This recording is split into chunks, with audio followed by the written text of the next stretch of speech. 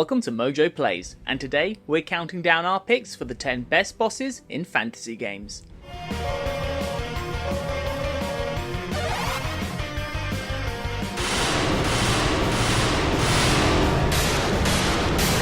For this list, we're looking over the boss battles from video games based strictly in the fantasy genre, and judging which truly stole the show in terms of their mechanics, lore, character, and overall impact. Did we miss a boss that you hold near and dear? Brandish your swords and let us know in the comments.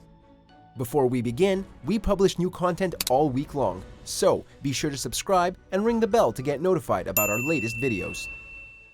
Claude, Octopath Traveler 2. Let's go!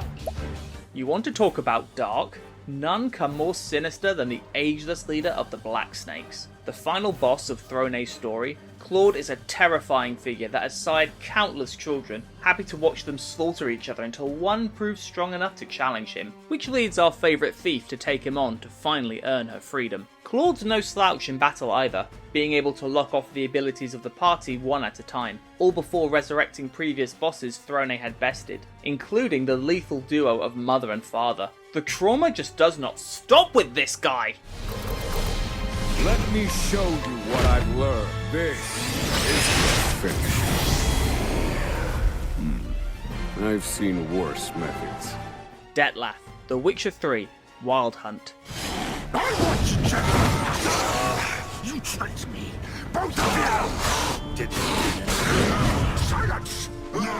Geralt has slain numerous vampires during his time, but few can hope to match the ferocity of the Beast of Beauclair. The de facto foe in the exquisite Blood and Wine DLC, Dettlaff is a force of nature, easily able to slice apart lesser warriors, and that's to say nothing of his final transformation. He's also something of a sympathetic figure, in a certain light, given that every atrocity he commits is out of love for the woman who ultimately deceived him. The White Wolf couldn't have asked for a more worthy opponent to cap off his final hunt. Oh, quick shout out to the Caretaker from the Hearts of Stone DLC as well. Now that was a monster.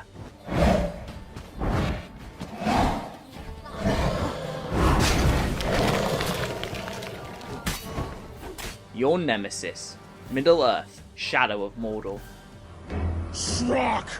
Shrok has bled us bad, bled us hard. Shrok has butchered us, stole our minds, stole our will, taking Mordor. No more, no more!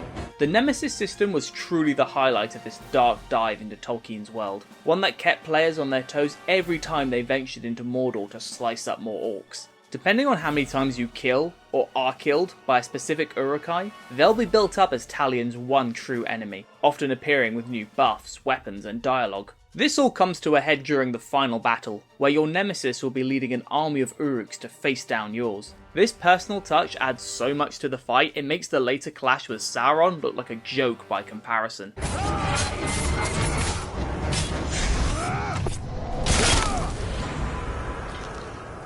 Asriel Dreemur, Undertale.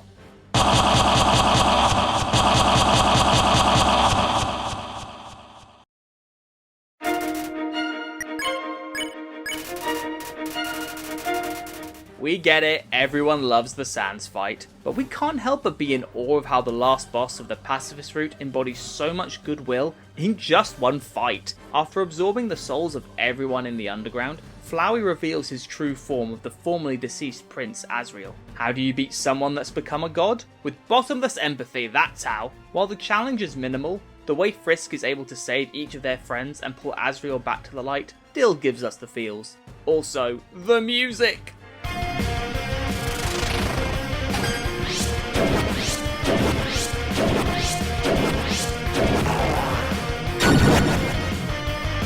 The Radiance, Hollow Knight.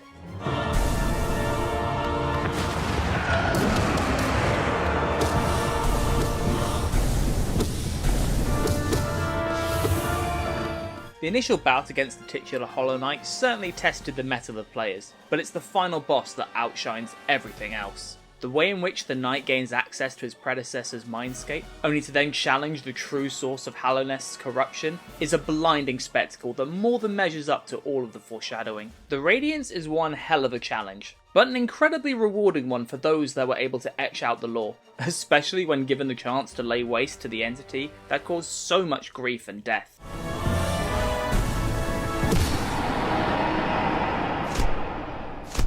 Morgott, the Omen King, Elden Ring. Have it writ upon thy meager grave. Felled by King Morgott, last of all kings.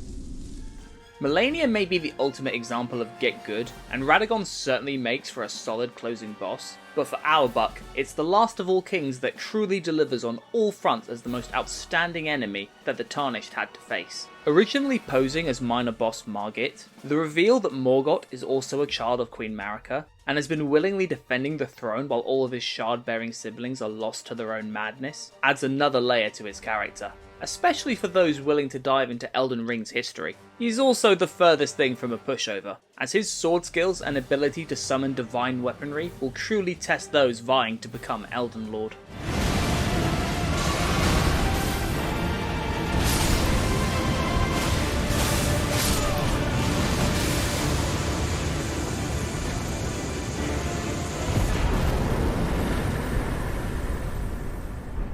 Koloktos, The Legend of Zelda, Skyward Sword.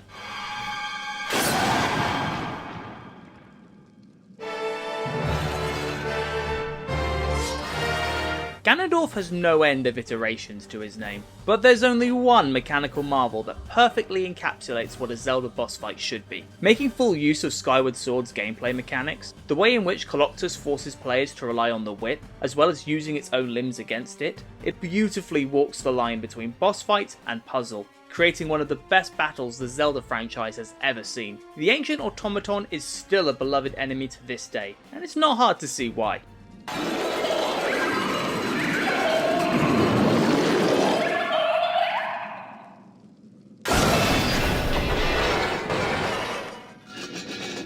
Slave Knight Gale, Dark Souls 3. For my lady's painting.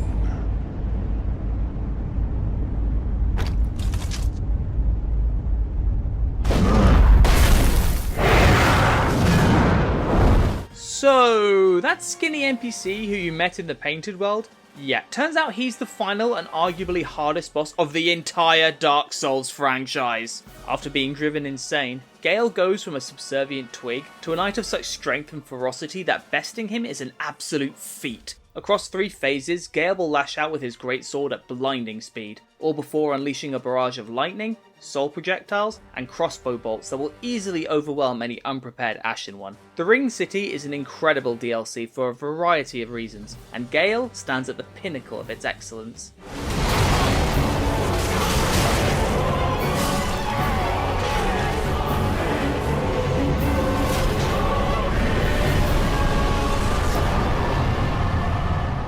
Avion, Shadow of the Colossus.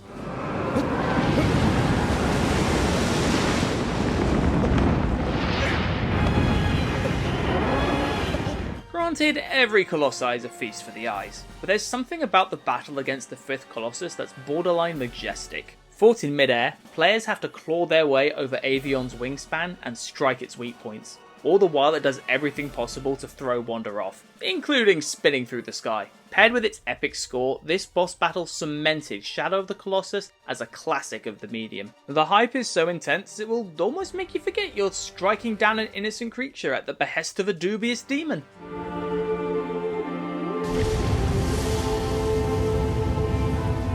Kefka, Final Fantasy VI.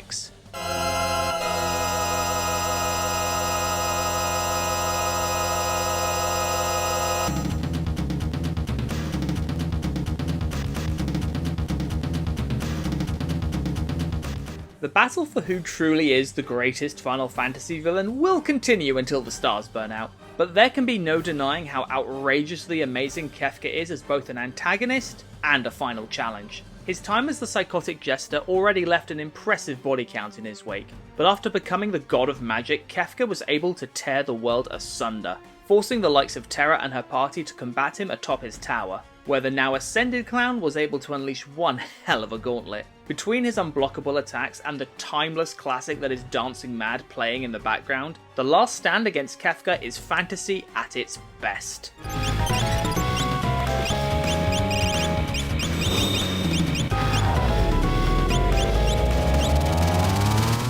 Check out these other great clips from MojoPlays, and be sure to subscribe and ring the bell to get notified about our latest videos.